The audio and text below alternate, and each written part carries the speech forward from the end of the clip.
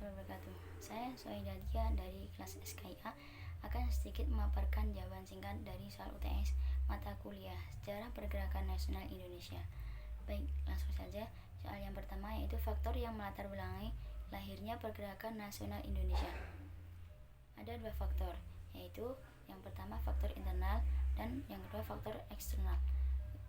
Yaitu faktor internal ada beberapa, yaitu meliputi adanya kaum intelektual dan para ilmuwan.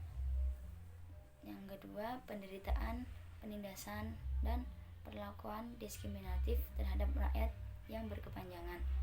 Yang ketiga, karena adanya sejarah masa lampau yang gemilang. Selanjutnya, ada pengaruh perkembangan baik pendidikan barat maupun pendidikan kebangsaan di Indonesia. Yang selanjutnya, faktor eksternal. Ada 3 faktor eksternal, yaitu yang pertama, kemenangan Jepang melawan Rusia yang terjadi pada tahun 1905. Perjalanan sejarah di dunia menunjukkan bahwa ketika pada tahun 1904 sampai 1905 terjadi peperangan antara Jepang melawan Rusia yang ternyata yang sebagai pemenang dalam peperangan tersebut yaitu pihak Jepang.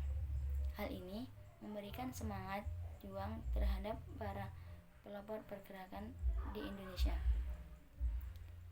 Yang kedua yaitu masuknya paham-paham baru ke Indonesia seperti paham nasionalisme, liberalisme, sosialisme, dan pan-islamisme.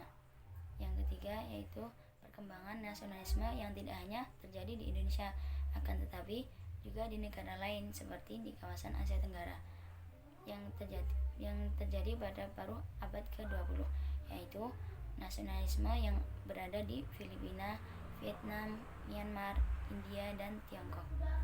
Yang kedua, manfaat dan nilai yang bisa diambil setelah belajar SPNI yaitu yang pertama, dapat lebih memahami sejarah pergerakan dunia secara lebih luas. Yang kedua, yaitu dapat dijadikan sebagai sumber inspirasi. Yang selanjutnya akan lebih menghargai sejarah yang terjadi pada masa lalu. Yang selanjutnya memiliki jiwa semangat juang untuk belajar di masa kini. Soal yang ketiga yaitu apa yang dimaksud dengan kolonialisme, yakni sebelumnya politik sendiri berarti seni dari ilmu untuk meraih kekuasaan secara konstitusional maupun non-konstitusional. Kemudian dalam sudut pandang yang berbeda, politik merupakan kegiatan yang diarahkan untuk mendapatkan dan mempertahankan kekuasaan di Indonesia. Kemudian politik kolonial terbagi menjadi 3, yaitu yang pertama politik kolonial konservatif. Politik ini terjadi sekitar tahun 1800 sampai 1870. Pada masa ini perdagangan diambil alih oleh Belanda dan juga sistem administrasi yang birokrasi yang gagal serta dilaksanakannya sistem tanam paksa di mana rakyat dipaksa untuk bekerja akan tetapi tidak diberi upah. Yang selanjutnya politik kolonial liberalisme. Pada masa ini terjadi antara tahun 1870 sampai 1900 di mana perdagangan Belanda diperoleh dari hasil perkebunan di Indonesia dan juga mengambil keuntungan dari sistem tanam paksa.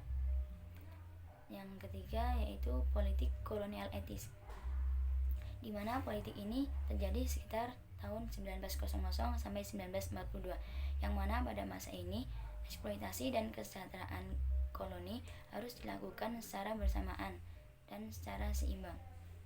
Sekian pemaparan dari jawaban UTS saya. Banyak salah, mohon maaf.